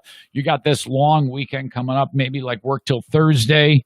So you got Friday, Saturday, Sunday, Monday, go back Monday night, and you got your fifth wheel or your travel trailer, and you're like, man, can't wait to get up north, sit around the fire, roast some marshmallows, smoke a little pot, drink a little beer, have a little sex. Kids are out riding their bikes, man, getting into trouble. And then on the way there, the stupid deer runs out, whammo, right into the side of your rig. Fuck, what do you do? Well, don't worry about it. Get to your destination if the thing's still drivable. Don't even worry about it at all. But when you get back, call upon Metalworks Body Shop. They repair those things. You're like, shit, where do I begin? I mean, I've heard of body shops, but there's like a body shop for RVs only, campers, travel? Yes. Coopersville, Michigan is the spot. Metalworks Body Shop online at metalworksbodyshop.com. And if you click on their logo at ericzaneshow.com, it'll take you right to their Facebook page. Good group over there at Metalworks Body Shop. Thank you so much. While I'm at it, Blue Frost IT is the managed IT service provider for this show. Alan is the guy behind Tech Tuesday, which is a did you hear that? Once a month feature. I do that all the time. I've really been struggling on using words lately. I know Pellerito has a bunch of old school ones from the past that I've done that. I was like, oh my God, I forgot all about those where I just can't speak. Tech Tuesday. Alan is the host of that. And he should be the host of his own college football show. The guy watches so much college football, it's insane. Drives his wife nuts. Alan and Ashlyn, West Michigan's newest power couple with their business, Blue Frost IT. 2 things I want to talk about. First of all, if you have a business, you do need a managed IT service provider, okay? Most of them charge you a certain amount a month, and then if you go 1 minute over, they start charging you more for that time. Blue Frost IT does not operate that way. That's why you need to dump your old shit show managed IT service provider and call upon Blue Frost IT. 616-200-8550. Also, something they're doing as school's getting back in is if your kids is like, hey, Dad, I'm doing Zoom classes and, this sucks. This computer's shitty. I can't get any work done. I need a new computer. You're like, okay, hold the phone. I'm not going to get you a new computer. You need a new hard drive. You need a solid state hard drive. You have an older computer with that stupid spinny disk thing flying in there that's garbage. Blue Frost shows up, takes about an hour of your time. They're going to clone what's on that shitty disk, open the computer, take shitty disk out. Alan's going to take it home and shoot it with his pistol. Before he does that, he installs a solid-state hard drive. No moving parts. It's awesome. Instantly, your computer for your kid is lickety-split. It's going to cost you about $300, maybe a little less, maybe a little more. Might take a little less than an hour, might take a little more, but do call. 616-200-8550. They're online at bluefrostit.com. Let's see. I talked about... Did I talk about... Okay, that's it. I have no more ads. I'm done with ads. That's awesome. Basically, on the podcast, you get a minimum usually these days of 2 hours. And in those, and sometimes it's 2.5 hours. I imagine today will be a little bit more than 2 hours, maybe by a minute or two. On those 2 hours, you've got about, if you add up all the commercial messages, I'm guessing 10, 11 minutes of me actually talking about the sponsors, maybe 12. That's not bad. That's not bad at all. And you never know what's going to happen when I do the ads. I might say a word wrong or do something stupid. I encourage you not to skip the ads. And always, always remember that if you engage the sponsors, be doing something as simple as just following them on social media, calling upon them for their goods, services, or whatnot, or advice. To mention my name, okay? Thank you so much for supporting the sponsors. If I did not have you, the audience, first and foremost, and then the sponsors, shit, I'm fucked. Holy cow. I think I need to, I don't do this that often on this podcast, but I think I need to bring Kenny in because I just want to use him as a jumping off point for this grassroots Patreon campaign that has started with the audience. Hopefully he's not in a meeting, as you know. Works from home, and sometimes he gets in meetings. Hello. Hey, yeah, hey. Hey, man. So, you're at home right now, huh? Yes. Is there any hope for you to get back into the office, or do you think that'll never happen? I don't know, man. They kept extending it like month by month, and now it's extended to the first of next year. So. Yeah, I don't even know if you need to worry about it these days. I mean, it's remarkable how many businesses have and entities have gone this way, and frankly, they have a chance to actually cut a large amount of cost with brick and mortar locations. And you, as working from home, you realize that a percentage of your electrical bill now comes into play as tax benefits of that. There's so much that you can do, and anybody can do because they're working from home. Yeah, that's a little too complicated for me. Call Tag Accounting. Hey, when the time is right, Tag Accounting will take care of that for you, man. I'm telling you, when they get back on, you got it. When it comes tax time, you got to call Tag. They'll do everything for you. I might need to look into that. Yep. Okay. So, first of all, let's back up. The Wall of Death. When was the last? It was obviously pre-pandemic. The last time you were involved in Wall of Death, yes? Yeah, the last one was probably like 2 years ago, and I felt it like 3 days later, and that's why I really like this. You might remember "Bury Your Dead." I really like this hoodie and T-shirt that they put out because on the back it says "I used to mosh." because I'm old. Wait, so that's like a slogan among the people who participate in Wall of Death? Is No. It's just something Bury Your Dead put out because I think they did it because they know they're getting older and their fans are older, so it's just kind of funny. I'm really interested in this now. So I didn't realize there's a group called Bury Your Dead, right? Yeah, you remember Bury Your Dead. I don't. I sure don't. It left my mind. I do not recall it. I remember making fun of you many times, but I didn't realize the band was actually called Bury Your Dead.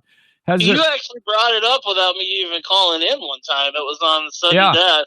And you were like, there's a picture of Kenny in this hoodie, and it says one of his, crappy metal band names, and it says Bury Your Dead. And you were just going on and on about that. Yeah. It was funny. Kenny, is there... I mean, the names of all these bands are all very, very intimidating, like Bury Your Dead, and there've been a long list of these bands with these really, really aggressive names. Has there ever been a band called, Happy Flower? Has that ever... I mean, because I think that would be actually kind of a neat thing if you actually had a very pussy-like name, but your band was really ultra, extremely intense, Wouldn't it be... I mean... That would be something, wouldn't it? Is there any band like that has a less intimidating name yet still performs this style of music? Oh, sure. There's Norma Jean. Okay, Norma Jean. That's Marilyn Monroe, of course. So that all right, but okay. They actually had to change their name because they were first called Lutic Chris, and they spelled it different. But then when that hip hop guy got popular, they were like, "Well, all right, we got to change that." Have you ever been doing Wall of Death? And again, if you don't know, if the audience doesn't know, you have a line sometimes 20 people deep and 50 yards long, or like longer. Thousands of people on one side. On the other side, same thing, and then someone says go, and they smash into each other as fast as they can. Yeah. I gotta admit, I want to try that at least once. It's fun, man, especially when you're there and the band's playing and you're into it. Are you suggesting that if that physical maneuver is happening, it makes the music sound better? No, it's just part of the experience. Okay, it's still shitty. So you're basically okay. So it's still shitty, but you're like getting a physical workout, not unlike a big rugby match. Right, exactly. Yeah. Okay. And usually, you have a couple beers or something, and you're there with your friends, and you're enjoying like a band that you listen to all the time. Anyway, it's just fun. Are the two walls of death that collide? Are they angry at each other, or are they friendly when they smash into each other? Friendly. For the most part, there's usually some a-holes out there that are looking to fight or something, or looking to get a punch in just for the hell of it. And usually there's a bigger guy that's going to eyeball them, take them out, or like if people fall down like in mosh pits and stuff, man, it's always this fun environment where it's like a brotherly type thing. Like you don't even know these guys. But if somebody falls down, everybody's like immediately helping them up, and it's all good. So this seems incredibly dangerous, Kenny. Like someone could get really hurt, like every single time, right? Yes, and I will admit it's possible. And there was one time where I went to the emergency room after a Foo Fighters concert. But wait a minute, hold on, time out. First of all, Foo Fighters? Really? Yeah, there were these really big dudes. I'm a big guy. I've always been a larger dude. And there were these really big dudes who were, like, encouraging people to go up and get, like crowd surfing. And there were so many big dudes that, like, they turned to me and they, like, did their thumbs up towards, like, hey. And I'm like, all right. These big dudes, they'll be able to. Man, it was awesome for like 10 seconds. And then all of a sudden the ceiling just went super far away really fast. And I slammed down on the ground on my back. And it was a nightmare. I couldn't hardly walk. It doesn't... how come it doesn't seem like the Foo Fighters would be the type of band to have Wall of Death? I mean... Well, they didn't have a Wall of Death. No. But, Okay, you were just moshing then. No, I got dropped on my back on the floor really But hard. didn't you say it was during a wall of death? No, it was just at a Foo Fighters show Oh, okay. where they were, like just encouraging everybody to all right. crowd surf. But you actually have done Wall of Death, right? Oh yeah. Okay. All right. Well, it just seems. Lamb of God show, Chimera. What about if there's a band that's like, fucking One Direction has a reunion and they did a Wall of Death? That would probably be the most ridiculous thing we've ever seen, right? Yeah, that they don't know what that is. I'm sure. That's the music that Nicole listens to. Okay, good. All right, good. So she's that's actually better than what you listen to. I would take One Direction over the music you listen to any day of the week. I would take a bullet to my brain before I listen to that on purpose. Okay, now Kenny, what I also wanted to talk with you about is you've joined this whole grassroots effort and paying it forward with the listener Patreon challenge. Isn't that what that's what we can call this, the listener Patreon challenge? This is not done by me. I'm not saying, but if you ever wanted to help out the show and help somebody, get somebody behind getting access to the Patreon, you're an audience member, you can reach out to me the way you just did, right, Kenny? Well, sure, man. I just heard you talking about it, Bennett. That's cool on them, and then someone else, randomly, and then I'm like, let's throw a tier 2 in there. So okay, yeah. So Kenny's throwing $120 for a year, and if you sign up, just say free Patreon, send me an email, eric@ericzaneshow.com. You'll be in the running. This is increasing now. It was at 10 yesterday. Now it's up to 12 memberships to Patreon. Right. From the kindness of you all. I am so lucky to have you. I cannot express enough how thankful I am for that. Thank you. Well, everybody loves you, man. And, we do what we can to support you and appreciate you and your sponsors and all. And I'll just say that whoever wins that, whenever there's an event and I'm able to come up, they owe me a beer. Okay. All right. Really good. That is awesome. You're very, very kind. Hey, one more thing about the Wall of Death. If it goes my way with getting this kidney removed, it's going to have to be a long time before I can participate in Wall of Death. And knowing my luck, somebody will probably stab me right in the one good one that I have. Dude, if you're serious, then and you can get some earplugs and want to go participate and have one fun night, then I will come up and I will buy tickets to a concert that I know that'll happen at. And if you're worried about it, I'll protect you. In the one video that you sent me, Kenny, who was that band? It was the guy with the sleeves cut off and he had a mustache. Oh, dude, that's not even a band I really like all that much. I just thought it was a good aerial shot overall. Yeah, of Wall of Death. That was Exodus. Fucking A, man. He did it. They smashed into each other, and then the lead singer of the band, he's like taking his finger and doing it in the air, like, do it again. He wanted them all to do it again.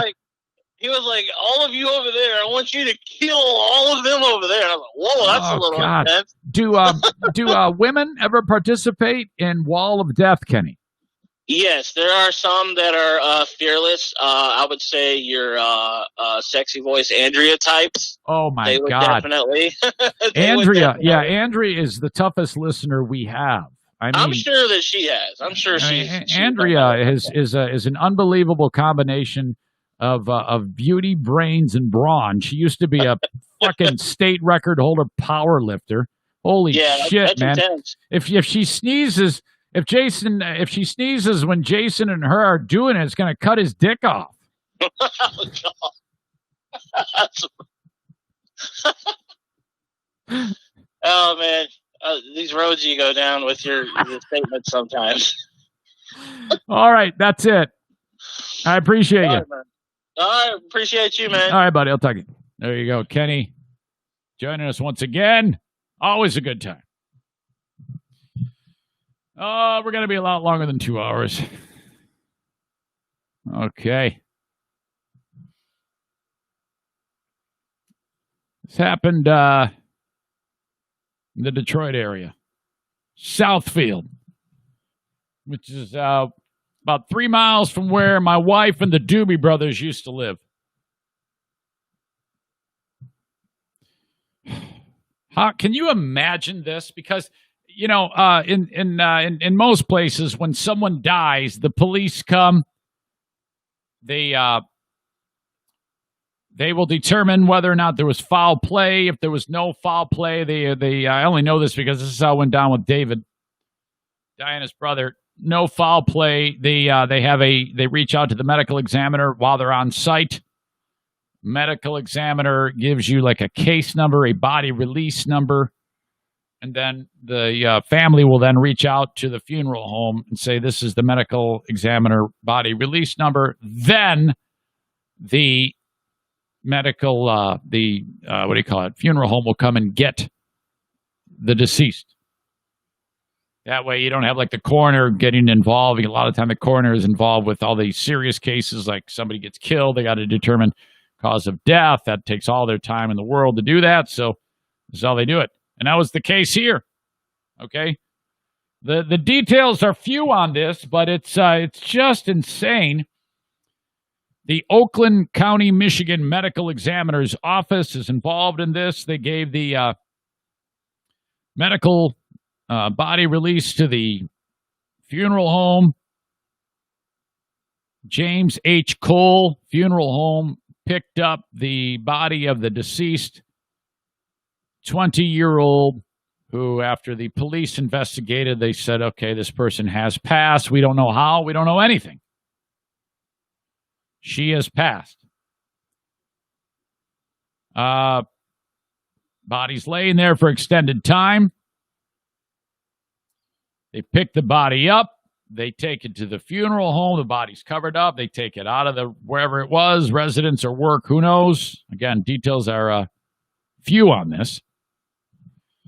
While the deceased is there, the people that work at the funeral home think something's going on because they see her chest move. What? Yep. I'm not dead yet. She's alive. 20-year-old woman is alive. Our staff confirmed she was breathing. They called the authorities to get over there and to help them. My God, they did. They rushed over to the funeral home where the woman was, where they thought she was dead, was taken to the hospital. No other information on the location. Her name and current condition was immediately available Monday. All I was able to get out of this was David Fornell, the deputy commissioner of the Detroit Area Fire Department, said we could not believe it. Who added that her heart rate was 80. So that's a very normal pulse. So that when they show up at the funeral home with the woman who was, they thought dead, but not, and checked her pulse, she had a pulse of 80. God, I need more information on this story. What is going on there? Can you imagine, though, being the family involved in this? And them, like, they're doing nothing but grieving. They have gotten far enough in this process that the funeral home is involved, and they're such a young life, and they're doing nothing but freaking out. My God, it isn't like, it was bad enough with David passing at 57 years old. I would imagine that would be compounded even more with the age being so much more of a factor. But the person is alive. I only pray that it stays that way. I would hate it if this, the family, my God, going through all of that terribleness, and then all of a sudden, can you imagine getting that phone call? You're not going to believe this, Mr. and Mrs. So-and-so. Your child, your young daughter, 20 years old, is alive. Oh, my God. That would be enough. If I was not religious, and let's say something terrible happened to a family member of mine, and then I got a phone call like hours later, says, hey, guess what? They're not dead. They're in the hospital. They came back to life. Who knows what the fuck happened, man? Touched by the hand of God. Holy shit, man. This is what I do. After the person recovers, I quit my job, and I'm going to evangelize forever. And I'm just going to just tell that story about what happened. Oh, my gosh. I need more on this story. Jeez, what happened there? That is incredible. Details are few on this one. I cannot wait for more details to emerge. All right. How about this? KFC is capitalizing on coronavirus with a cheeky type of message about we think we are going to pause the use of our finger-licking good mantra in their marketing because it's not appropriate for 2020.